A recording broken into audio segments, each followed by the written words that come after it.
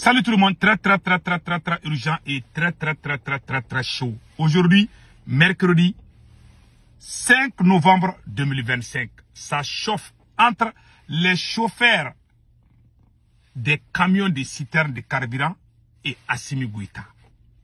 Il y a eu une grande manifestation aujourd'hui des citernes de camions de carburant. Ils ont fait une grande rencontre. La décision est claire. Assimi Goïta a pris la décision contre les chauffeurs des camions de citernes de l'interdiction des bidons. Les chauffeurs ont dit au président Assimi Goïta d'annuler sa décision ou bien ils ne vont plus conduire les camions de citernes parce qu'ils sont en train de risquer leur vie. Deuxième mois, les terreaux ont attaqué des camions de citernes aujourd'hui à la frontière entre le Mali et la Côte d'Ivoire. Aujourd'hui, quand ils quittent Bamako à 20 km, ce sont les terreaux qui remplacent les policiers. Ce sont les terreaux qui remplacent les gendarmes. Partout maintenant, quand ils quittent Bamako, c'est ce qui se passe. Voilà la réalité de mon pays. Je vous laisse écouter ce que les chauffeurs ont dit contre la décision de Assimi Goïta. Moi, je vous ai dit que le problème au Mali aujourd'hui, c'est Assimi Goïta. Voilà la preuve. Écoutons.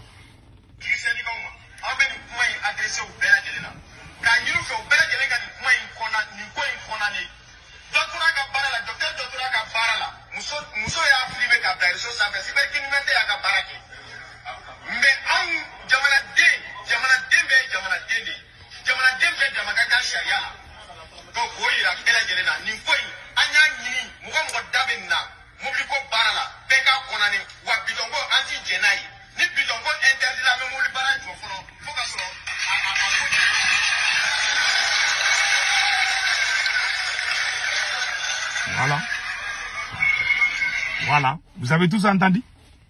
Ils disent, voici les revendications des chauffeurs. L'interdiction de filmer les chauffeurs quand ils sont au service. Parce qu'il y a des Maliens, il y a certains Maliens mal éduqués qui filment. Même quand les chauffeurs de citernes conduisent leurs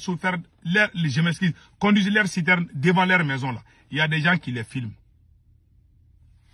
Si quelqu'un fait ça, ils vont porter plainte contre tout individu qui va les filmer. Ça, c'est interdit dans la loi malienne. Deuxièmement, Assimi Goïta doit annuler sa décision.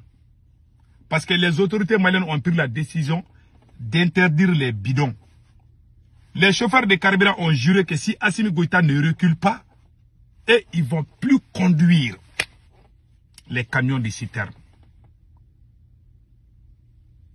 Ils ont fait une grande rencontre aujourd'hui contre les autorités de la transition.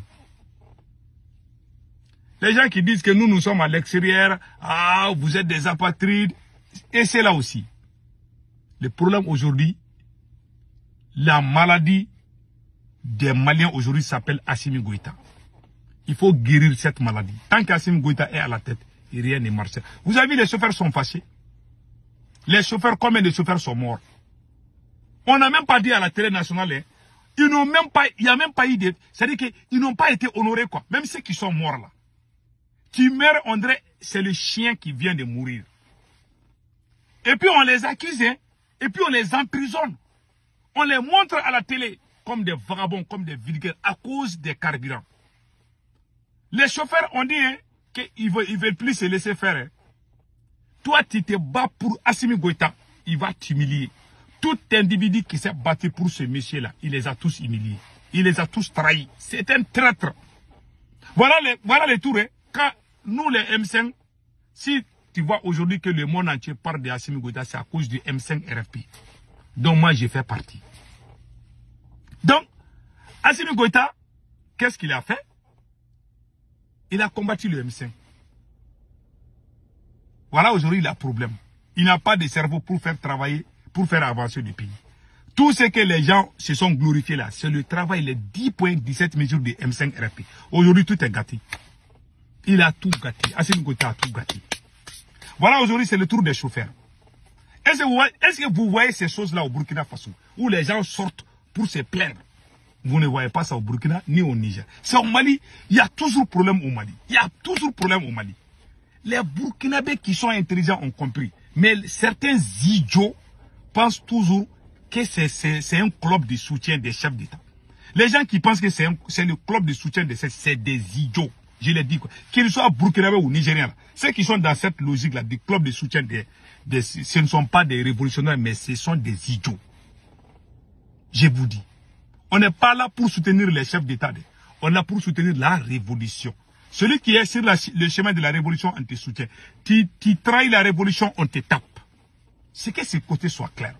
Mais les abrutis sont venus gâter notre révolution. Voilà ce qui se passe. Et puis, ce n'est pas encore fini. Hein. Au moment où je vous parle là, ce sont les terreaux. Les terreaux ont brûlé un camion de citerne. Ils sont en train de fouiller même les cars. Ce sont eux aujourd'hui qui sont devenus les gendarmes ou les policiers. Tu quittes Bamako 25 km seulement, tu racontes seulement les terreaux. Les femmes maliennes ont commencé à porter les hijabs. Ah, tu voyages, tu es dans les cars là. Les terreaux te voient, tu ne portes pas les hijabs là. Ils vont t'enlever et puis ils vont te frapper. Et regardez comment ils sont en train de faire ici. Je vous montre.